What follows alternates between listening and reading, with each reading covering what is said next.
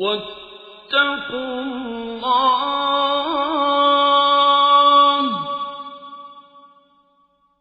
إن الله شديد العقاب.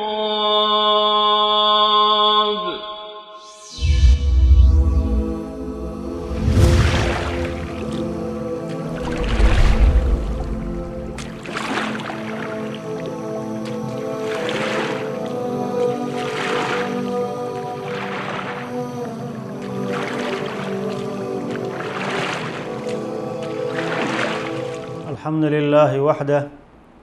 والصلاة والسلام على من لا نبی بعده. دوستان نهایت گرامی، بینندگان عزیز، السلام علیکم و رحمت الله و برکاته. در قسمت های گذشته این برنامه احکام فقهی در پرتو احادیث نبوی خدمت شما بودیم با سلسله از احادیث گرانبهای رسول اکرم صلی الله علیه و آله و سلم که بیان کننده اموری بود که شکننده های وضو است، که کدام چیزها سبب میشه که وضو انسان نقص شود و بشکنه، و امور زیادی از جمله آن چیزهایی که از سبیلین انسان بیرون میشه، از راه پس یا پیش انسان، و همچنین مسائل متعلق به خواب که چه نوع خواب شکننده وضو است، و همچنین مسائلی که متعلق به خون بود که کدام قسم خون و شکننده وضو است و خون چه وقت وضو را میشکنه، و همچنین مسائل مزی و منی و مسائل دیگری را در قسمت‌های گذشته این برنامه خدمت شما دوستان عزیز تقدیم کردم، و این قسمت آخر است که تعلق میگیره به نواقض وضو، به باب شکننده های وضو، که در این قسمتی از برنامه خدمت شما دوستان عزیز احادیث را بیان میکنم، احادیث را تقدیم میکنم که بیان کننده این است که از جمله نواقض وضو خوردن گوشت شتر، که آیا خوردن گوشت شتر وضو را میشکنه یا نمیشکنه. این مسئله را در روشنایی احادیث رسول اکرم صلی الله علیه و سلم بیان میکنم، و بعد از او در آخر مسئله شک در وضو، که انسان باید به شک عمل نکنه. وقتی که وضو میکنه در وضوی از او، در نقضی از او شکی پیدا میشه، باید این شک را از خود دور بکنه و به مسئله یقینی و که وضوی از او به او مسئله باید عمل بکنه، و عمل کردن به شک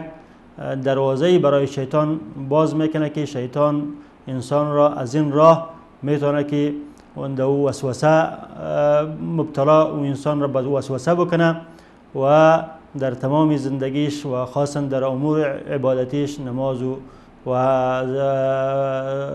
نماز، روزه و در مسائل طهارت او را همیشه در شک و شبهه و در اشتباه بندازه. در مورد خوردن گوشت شتر دوستان عزیز که آیا وضو را میشکنه نمیشکنه، حدیثی است از صحابی جلیل القدر جابر بن سمره روایت شده است که ایشان فرمودند: جاء رجل الى النبي صلى الله عليه وسلم فقال: اتوضأ من لحوم الغنم؟ قال ان شئت. قال: اتوضأ من لحوم الابل؟ قال: نعم. حضرت جابر بن سمره که کنیهشان ابو عبدالله بود، ابو عبدالله العامری، و از جمله صحابیه اهل کوفه بودند، کسان از صحابه بودند که در کوفه زندگی میکردند و در آنجا در سال 70 هجری وفات کردند. ایشان فرمودند که شخصی نزد پیغمبر صلی الله علیه و آله و سلم آمد و از پیغمبر صلی الله علیه و سلم پرسید: اتوضأ من لحوم الغنم؟ آیا ما از خوردن گوشت غنم، گوسفند یا بز وضو بکنم؟ وقتی که گوشت غنم را، گوسفند را یا بز را میخورم وضو بکنم؟ و در روایت دیگری است که به صیغه جمع ذکر میکنه، میگه: انا اتوضأ من لحوم الغنم؟ آیا ما وقتی که گوشت غنم را، گوسفند را میخوریم وضو بکنیم؟ وضو سر ما واجب میگرده؟ پیغمبر صلی الله علیه و سلم فرمود که این شئت، یعنی واجب سر تو نیست، اگر خواسته باشی وضو بکو، اگر خواسته باشی وضو نکن. باز دوباره پرسید که اتوضأ من لحوم الابل؟ آیا ما از خوردن گوشت شتر وضو بکنم، وقتی گوشت شتر را میخورم وضو بکنم؟ پیغمبر صلی الله علیه و فرمود نعم، بله، در وقتی که تو گوشت شتر را میخوری وضو سر تو واجب میگرده و خوردن گوشت شتر از جمله نواقض وضو است، تو باید وضو بکنی. این حدیث را دوستان عزیز امام مسلم و امام احمد روایت میکنه و در روایت دیگری هم میاد که صحابی بعد از او پرسان میکنه که اصلی فی مرابض الغنم، آیا ما در جای خوابگاه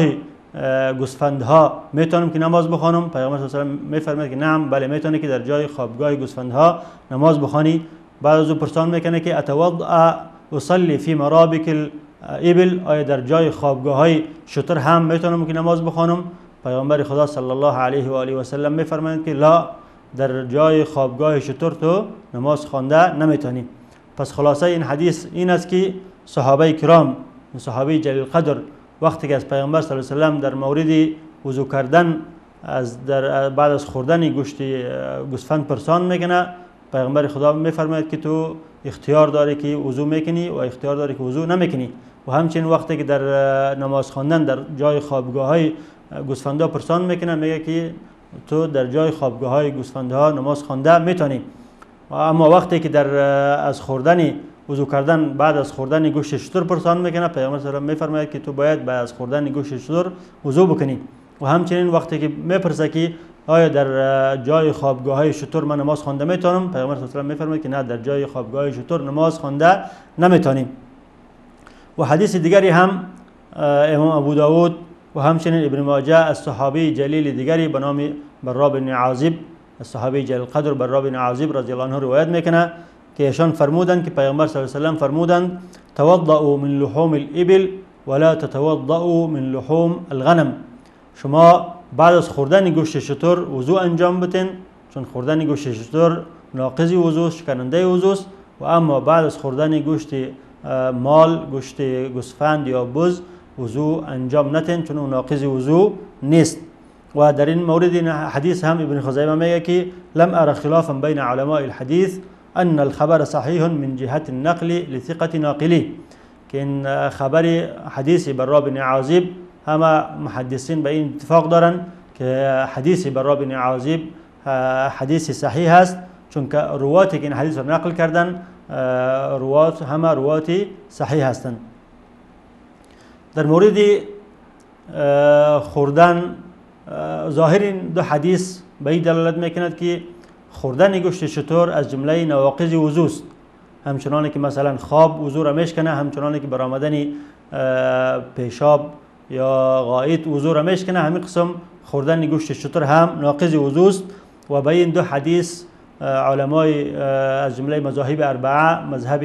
امام احمد قائل به این قول هستند و همچنین روایتی از امام شافعی روایت شده که قائل به این قول هستند. و اکثر علمای حدیث از جمله ابن اسحاق و ابن منذر و ابن خزیمه و بیهقی قائل به این قول هستند. و همچنین شیخ الاسلام ابن تیمیه رحمت الله علیه و شیخ الاسلام ابن القیم و همچنین امام صنعانی و امام شوکانی، اینا همه همین رأی را ترجیح دادن، گفتن که رأی راجح همین است که وقتی که انسان گوشت شتر را میخوره وضوش نقص میشه، وضوش میشکنه، باید بعد از او وضو کنه. اما مذاهب دیگری، مذهب امام ابو حنیفه رحمت الله علیه و همچنین امام مالک رحمت الله علیه و امام شافعی در روایت دیگری و از اکثر صحابه و اکثر تابعین این رأی نقل شده که این حدیث منسوخ است و خوردن گوشت شتر ناقض وضو نیست. وقتی که انسان گوشت شتر را میخوره وضوش نقض نمیشه و با وضوش به حالت خود میمانه. و این رأی گفتم که از رأی مذهب علمای احناف و همچنین علمای مالکی و همچنین رأی امام شافعی در یک روایت و اکثر علمای و اکثر صحابه و تابعین رضی الله عنهم به می رأی بودن. همچنان که امام نووی رحمت الله علیه در شرح مسلم میگه ذهب الیه الخلفاء الاربعه و ابن مسعود و ابن عباس و جماهیر التابعین، قائل به این قول خلفای اربعه حضرت ابوبکر صدیق و عمر فاروق و عثمان بن عفان و حضرت علی بن ابی طالب رضی الله عنهم و همچنین عبدالله بن عباس و عبدالله بن مسعود و اکثر تابعین به می قول قائل بودن که خوردن گوشت شتر ناقض وضو نیست. و دلیل گرفتن به حدیثی که اصحاب سنن روایت میکنه، سنن ابن ماجه، سنن ترمذی و سنن نسائی و سنن ابو داود، که صحابه جلیل قدر راوی حدیث فرمودند انه كان آخر الامرين منه صلى الله عليه وسلم عدم الوضوء مما مسته النار. آخرین کاری که پیغمبر اکرم رسول اکرم صلی الله علیه و سلم انجام دادن این بود که از آن چیزی که به او آتش می رسید، یعنی توسط آتش پخته می شد، از او وضو نمی گرفتن. پس گفتن که هر گوشتی که توسط آتش پخته شود، چه گوشت مال باشه، چه گوشت شتر باشه، چه گوشت گاو بوده باشه، او ناقض وضو نیست، اون کیفیتی از او را از بین میبره و وضو سری از او واجب نمیشه. و این علما گفتن که دو حدیث اولی، حدیث جابر سمره و همچنین حدیث برا بن عازب، اگرچه حدیث صحیح هستند لیکن منسوخ به این حدیث هستند. و این حدیث چون میگه کان آخر الامرین، به این معنی که سابق پیامبر صلی الله علیه و سلم به او عمل میکردن، بعدن در آخر عمر به این عمل کردن که هر آنچه که به او آتش میرسه، یعنی توسط آتش پخته کرده میشه، او کیفیتی از او از بین میبره و وضو سر انسان واجب نمیگرده و او ناقض وضو شده نمیتونه. و همچنین قیاس کردن گوشت شتر را به دیگر گوشت ها، همچنان گوشت گوسفند ناقض وضو نیست و همچنان که گوشت گاو ناقض وضو نیست و میخواستم گوشت گوسفند هم ناقض وضو نیست، چون همه در گوشت بودن وجه اشتراک دارن. و همچنین گفتن که این خوردن گوشت شتر از جمله چیزهایی است که برای انسان زیاد پیش میشه. یعنی عده مردم است که شاید همیشه گوشت شتر بخورن، خوراکشان گوشت شتر بوده باشه، چون در جای زندگی نکنه غیر از شتر شاید دیگه چیزی پیدا کنه نتونن، برای اکثر خوراکشان گوشت شتر بوده باشه. و اگر ما الزام کنیم از خوردن گوشت شتر وضو را، بگیم که وضو کردن در خوردن گوشت شتر واجب است، یک نوع حرج برای زنا واقع میشه، در بلوا و در حرج واقع میشن. و اسلام دین است که حرج را برای انسان نمیخواهد، همیشه اموری که دو به انسان ها به مسلمان ها احراج واقع میشه، اموری که دو بلواست و امور را اسلام نمیخواهد. دین اسلام دین یسر و آسانی است، لذا خوردن گوشت شتر وضو کردن واجب نیست و ناقض وضو نیست. ولكن علمای حدیث و امام احمد رحمهم الله گفتن که در اینجا ما قائل به منسوخ بودن حدیث نیستیم، چون حدیث برا بن عازب و همچنین حدیث جابر بن سمره خاص است. و اما حدیثی که اصحاب سنن روایت کردن که انه کان آخر الامرین منه صلی الله علیه و سلم عدم الوضوء مما مسته النار، این حدیث عام است. وقتی که تعارض در بین حدیث عام و حدیث خاص بیاید، حدیث عام به حالت خود باقی میمونه و حدیث خاص به حالت خود باقی میمونه و نسخ صورت نمیگیره. و علت از این علما گفتن که علت وضو کردن از علت از که چرا پیامبر صلی الله علیه و سلم از خوردن گوشت شتر ما را امر به وضو کردن کرده، گفتن که چون شتر حیوان است که دو غلظت و قسوت است و حیوان است که دو حقد است، کینه است، حیوان کینه دل است. وقتی که انسان گوشت از این را میخوره، امو طبیعت از او توسط گوشت به انسان نقل میشه. یعنی وقتی که انسان همیشه گوشت شتر میخوره، یک نوع حسادت در او پیدا میشه، یک نوع قسوت قلب در او پیدا میشه و با گرفتن وضو امی طبیعت از بین میره. وضو کردن این طبیعت را از بین میبره. همچنان که در بعضی روایت ها است که پیامبر صلی الله علیه و سلم فرمودند الغلظة و قسوة القلب فی الفدادین اصحاب الابل والسکینة فی اهل الغنم، که شدت و قسوت قلب در اصحاب ابل، در کسانی که با شترها سرکار دارن، شترچرانی میکنن، در اونها غلظت قلب و شدت بیشتر است. و کسانی که با اهل غنم هستن، با گوسفندها و بزها سرکار دارن، گوسفندچرانی و بزچرانی میکنن یا گوسفند بز را در خانه خود نگاه میکنن، در این مردم سکینت و نرمی بیشتر است. به هر صورت علمایی که به حدیث جابر بن سمره عمل کردن و او را منسوخ ندانستن، گفتن که وضو خوردن گوشت شتر از جمله نواقض وضو است و وضو را میشکنه. انسان وقتی گوشت شتر را میخوره باید بعد از وضو کنه. اما علمایی که با این حدیث را منسوخ دانستن و با حدیثی که اصحاب سنن روایت کرد به او عمل کردن، گفتن که گوشت شتر از جمله نواقض وضو نیست و مانند دیگر گوشت هاست، با خوردن هیچ نوع گوشت وضو نمیشکنه. و از جمله نواقض وضو اینکه انسان باید بعد از وضو بکنه. بعضی از علما میگن که از حمل میت، برداشتن میت، انسان وقتی که میت را میبرداره باید بعد از وضو بکنه، چون در این مورد حدیثی از حضرت ابو هریره روایت شده است که پیامبر صلی الله علیه و سلم فرمودند من غسل میتا فلیغتسل و من حمل میتا فلیتوضا. کسی که مرده را غسل میده باید بعد از غسل بکنه و کسی که تابوتی را میورداره،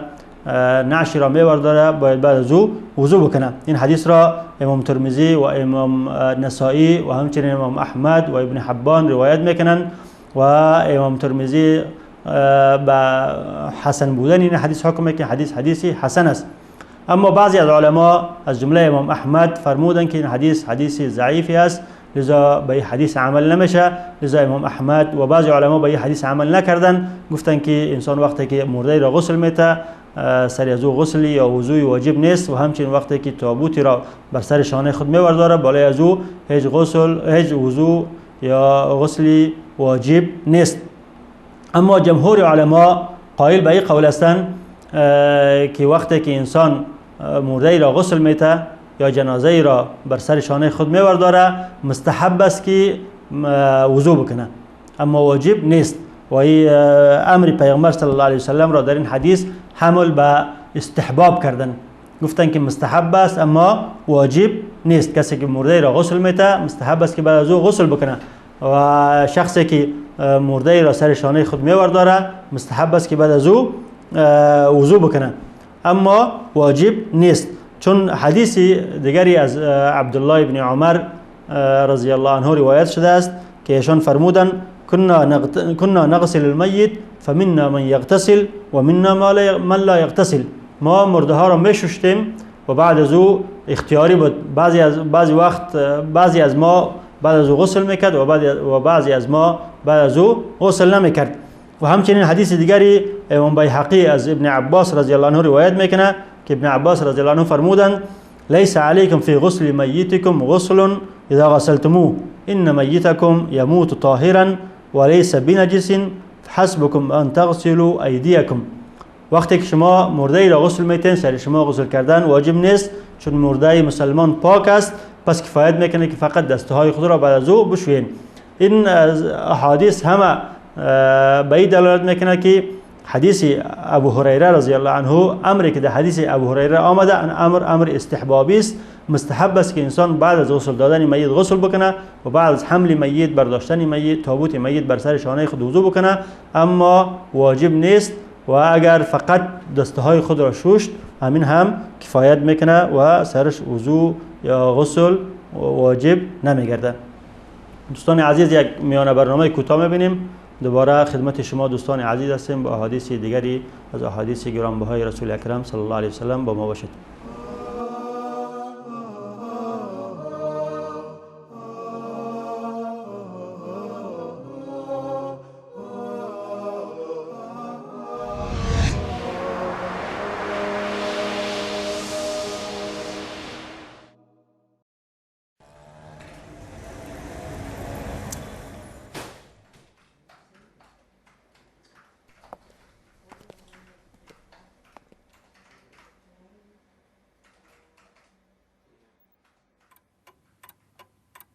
من ذا يداني فضله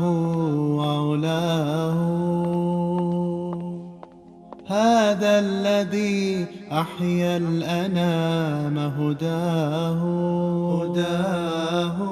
هذا الرسول المصطفى لي أسوة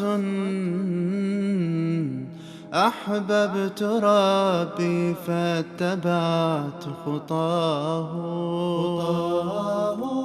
هو قدوتي في عزتي وتعففي وإذا استحيت فمن منار حياه هو قدوتي في خشيتي از ابو موسی اشعری رضی الله عنه روایت شده که رسول الله صلی الله علیه و آله و سلم فرمودند یکی از نمونه های گرامی داشتن الله جل جلاله این است که کهنسالان مسلمان را گرامی بداریم.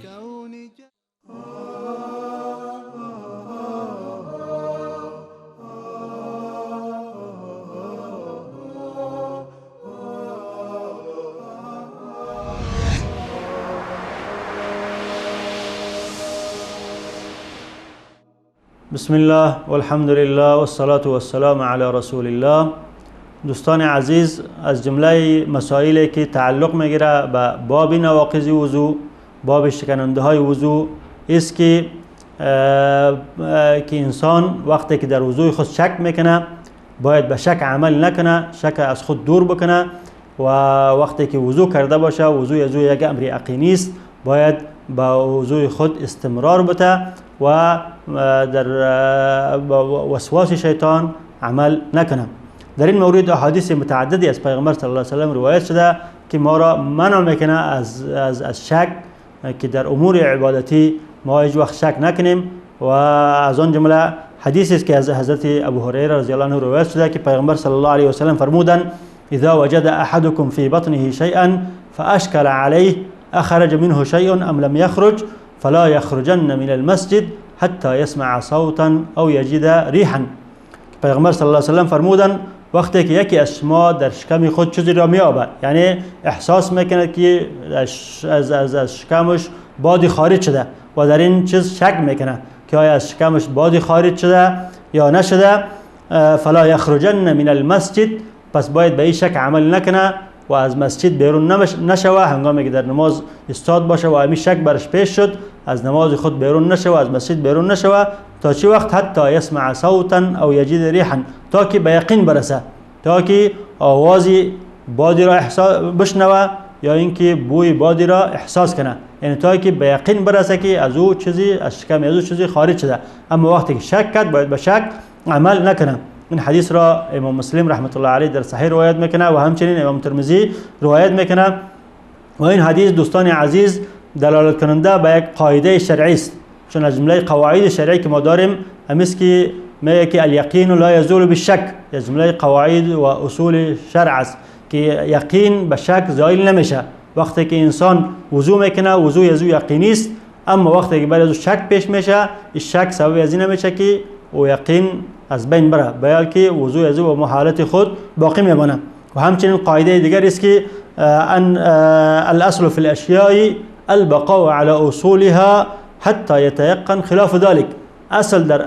هر چیز است که بر اصل خود باقی بمانه. اصل در این است که انسان وضو کرده با وضو است و از این حالت نمیبره تا اینکه خوب صحیح به یقین برسه که وضوی از او میده شده و وضوی از او نقص شده توسط باد یا توسط منی یا مزی یا توسط پیشاب.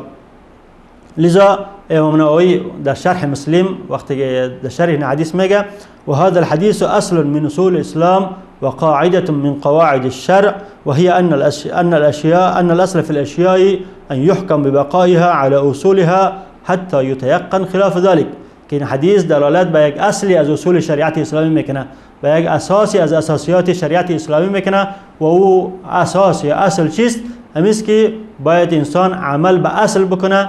و از اصل خارج نشوه تا اینکه به یقین برسه که اصل نقص شده و میده شده. و در وضو اصل همیست که انسان وضو داره و تا اینکه به یقین نرسه که وضوی از اون نقص شده یا میده شده باید از و به شک عمل نکنه وقتی که در وضوی از اون شکی پیش شد. و مراد از اینکه پیغمبر صلی الله علیه و سلم میگه حتی یسمع صوتا او یجد ریحا، مطلبش اینه که تا که به یقین برسه و این حکم علما میگن که خاص به باد نیست و در هر حکم سرایت پیدا میکنه. وقتی که انسان شک میکنه که از او پیشابی خارج شده، شک میکنه که از او مزی خارج شده، امی حکم داره تا که به یقین نرسه، تا که نبینه که از او پیشابی خارج شده در کالاش اصابت کرده، و همچنین تا که به یقین نرسه نبینه که از او مزی خارج شده و با کالاش اصابت کرده، تا به او وقتی که شک میکنه در داخل نماز یا در بیرون نماز با شک عمل نکنه و با حکم با ای بکنه که وضو داره. و همچنین حدیث چون در مورد نماز است، لیکن علما میگن که حدیث خاص بر نماز نیست. جمهور علما رایش نمیشه که خاص بر نماز نیست. تو اگر در داخل نماز باشی، در بیرون نماز باشی، وقتی که به تو شک پیش میشه باید به شک عمل نکنی و به حکم به بقای وضو بکنی که تو وضو داری. لیکن روایتی از امام مالک روایت شده که ایشون فرمودن چون حدیث خاص در مورد نماز است، وقتی که در داخل نماز برای انسان شک پیش میشه به شک عمل نکنه، اما در خارج نماز وقتی که یک قسم شک برش پیش میشه باید دوباره وضو کنه وقتی که برای نماز ایستاد میشه. لیکن رای قوی، رای غالب و رای جمهور علماست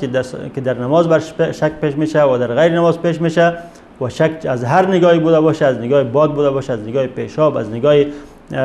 مزی، از هر نوعی که بوده باشه، وقتی شک پیش میشه باید انسان به شک عمل نکنه و به یقین عمل کنه. و همچنین حدیث دیگری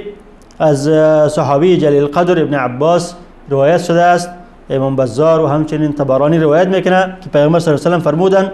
یأتی احدکم الشیطان فی صلاته فینفخ فی مقعدته فيخيل إليه أنه أحدث ولم يحدث فإذا وجد ذلك فلا ينصرف حتى يسمع صوتا أو يجد ريحا. که یکی از شما وقتی که در نماز استاد میشه شیطان میآید و در جسم از او جریان پیدا میکنه، چون شیطان قسمی که در حدیث دیگری آمده که در جسم انسان مانند خونواری جریان پیدا میکنه و در مقعدی از او قرار میتخوده و برای از او یک قسم پیش میکنه که برای تو به وضو شده هستی،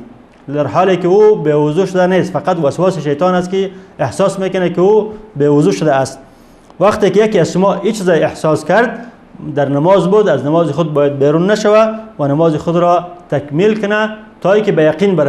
برسه، تا که او احساس کنه که از او تا که او خوب به یقین برسه که از او بادی خارج شده یا از او پیشاب یا مزی خارج شده. و ابن منذر در مورد این حدیث میگه که رجاله رجال الصحاح، این حدیث هم از جمله احادیثی صحیح است و این حدیث هم مثل حدیث سابق دلالت به قاعده شرعی میکنه که الاصل فی الاشیاء البقاء على اصلها و همچنین قاعده دیگری الیقین لا یزول بالشک. و همچنین حدیث دلالت به این میکنه که شیطان همیشه کوشش میکنه که در عبادت مسلمان ها خلل واقع کنه، خاصا عبادت بزرگی که او نماز است، افضل العبادات است و همیشه شیطان در نماز در وقت نماز تسلط پیدا میکنه بر بالای انسان و کوشش میکنه که هر نوع شک شبهه ای را در این نماز برای انسان پیش بکنه تا که نماز از او را بتونه که باطل بکنه. و موضوع وسواس بینندگان عزیز یک موضوع مهم است که خداوند ما و شما را از اون نجات بده. وقتی که انسان مبتلا به مرض وسواس میشه، یک مرض وسواس زندگی انسان را به یک جحیم و به یک جهنمی تبدیل میکنه که انسان نمیتونه که هیچ کاری خود را به دلپری انجام بده. در وضو میبینیم کسی مبتلا به وسواس است، بار بار وضو میکنه، در یک وضو کردن ساعتهای زیادی را در حمام تیر میکنه. و همچنین کسایی که در نماز مبتلا به وسواس میشن میبینیم که بار بار نیت میکنه، بار بار نماز خود را یک سوره را بار بار اعاده میکنه، چون انسان مبتلا به وسواس شده و هر کسی که مبتلا به وسواس شده به این معنی که به قول شیطان عمل کرده و انسان به قول شیطان عمل کرده. و پیغمبر صلی الله علیه و سلم در این احادیث که به خدمت شما تقدیم کردم و در احادیث دیگری ما را از این چیز منع میکنه. شیخ الاسلام ابن قیم رحمت الله علیه کتاب قیم و گرانبهایی داره به نام اغاثة اللهفان عن مصائد الشیطان که در این کتاب باب مستقل را از وسواس درباره وسواس قرار داده که در اونجا به وسواس شیطان در نماز در طهارت به شکل مفصل ذکر کرده که انسان باید همیشه کوشش کنه که خود را از وسواس دور داشته باشه. و و همچنین از جمله احادیثی که پیغمبر صلی الله علیه و سلم ما را از این معنی کرده که باید انسان به شک عمل نکنه، همیشه به یقین عمل کنه. حدیث دیگری است که حاکم و ابن حبان از حضرت ابو سعید خدری رضی الله عنه روایت میکنه که ایشان فرمودند که پیغمبر صلی الله علیه و سلم فرمودند اذا جاء احدكم الشیطان فقال انك احدثت فليقل كذبت. وقتی که یکی از شما در نماز یا در غیر نماز میآید، شیطان برش میگه که تو به وضو شده ای. شیطان برای از او از طریق وسوسه میگه که تو به وضو شده ای، پس باید برای شیطان بگه که کذبت، تو دروغ گفته ای، ما به وضو نشدم. و در لفظ دیگری آمده فلیقل فی نفسه، باید در نفسش بگه، یعنی ضرور نیست که به زبانش بگه، لیکن در نفسش وسواس شیطان را به او وسواس عمل نکنه، وسواس شیطان رد کنه و با آنچه که او اصل اساس است که وضوء یزوس به او عمل بکنه و حکم به بقای وضوء خود بکنه. و این حدیث همه به این دلالت میکند که انسان باید هیچ وقت در پشت وسواس شیطان نبوده باشه و هر وسواسی که از طرف شیطان پیش میشه باید به او عمل نکنه. و انسان وقتی که وضو میکنه وضوء خود را به طور کامل اکمل انجام میده. این وضوء اصل اساس است و این اصل اساس نقض نمیشه تا که یک امر یقینی نیاید، یعنی تا که از او به طور یقینی باد بیرون نشه یا به طور یقینی از او پیشاب یا مزی بیرون نشه یا که خون یا یکی از نواقض وضو پیش نیاید. تا او وقت وضوء از او به مو اصل خود باقی میمونه و باید انسان به شک عمل نکنه و با وسواس شیطان عمل نکنه. این بود دوستان عزیز احادیث گرانبهای رسول اکرم صلی الله علیه و سلم که تعلق میگرفت به ابواب نواقض وضو و در اینجا خاتمه میابه این باب و در قسمت آینده ان شاء الله با باب جدید از ابواب طهارت شروع میکنیم که باب آداب قضای حاجت است که انسان وقتی که برای قضای حاجت میره باید کدام آداب را مراعات بکنه. و تا دیدار آینده خداحافظی میکنیم و السلام علیکم و رحمت الله و برکاته.